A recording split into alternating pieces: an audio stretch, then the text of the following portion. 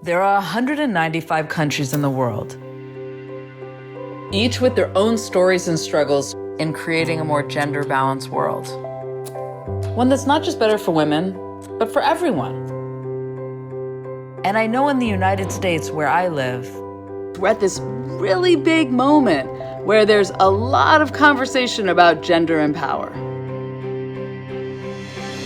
And a lot of people wanting things to change. The new day is on the horizon. So in order to imagine what that world could look like,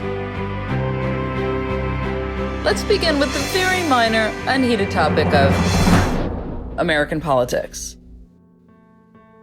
The United States is a democracy with 519,682 elected officials, whose job it is to represent us and make decisions on our behalf. But do they look like our population? No. Take Congress. In its all-time most diverse Congress ever, it's still 81% men and 81% white. Imagine what would change if our decision makers actually reflected who we are, which includes 50% women. And this is not a partisan issue. In fact, studies show that more women in government from both sides lead to more bipartisan ideas and a more productive, functional government. Like when the Swedish parliament reached a critical mass of women, they changed their workday to end at 6 p.m. rather than 10, with the same productivity. Now, what if we saw that critical mass not just in politics, but across all parts of our lives? What would it look like if half the CEOs out there were women? To start, countless studies show we'd have more sustainable, profitable businesses. But we'd probably also have what the happiest countries in the world have.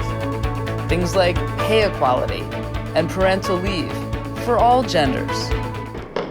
Maybe even some stylish clogs. Imagine how those kind of changes would shift our culture as a whole and change your life or someone you love. Now imagine if the curriculum shaping future generations actually reflected those future generations. All genders, all races, all intersecting issues. And imagine if our TV, movies, and news did the same. And finally, if our homes were free of centuries-old gender expectations. And we finally have a critical mass wanting to make that change. So what specific things can you do?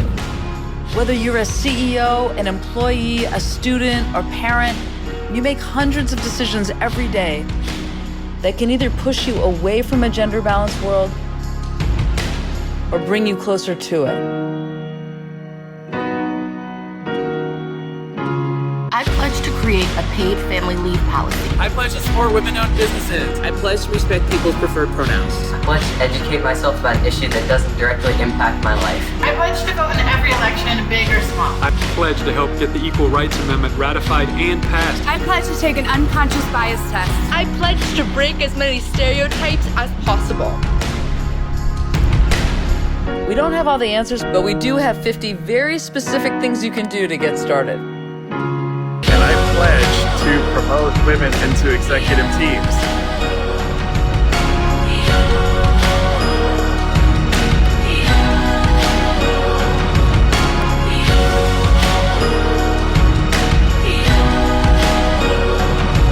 I pledge to stand up when somebody says something derogatory about women.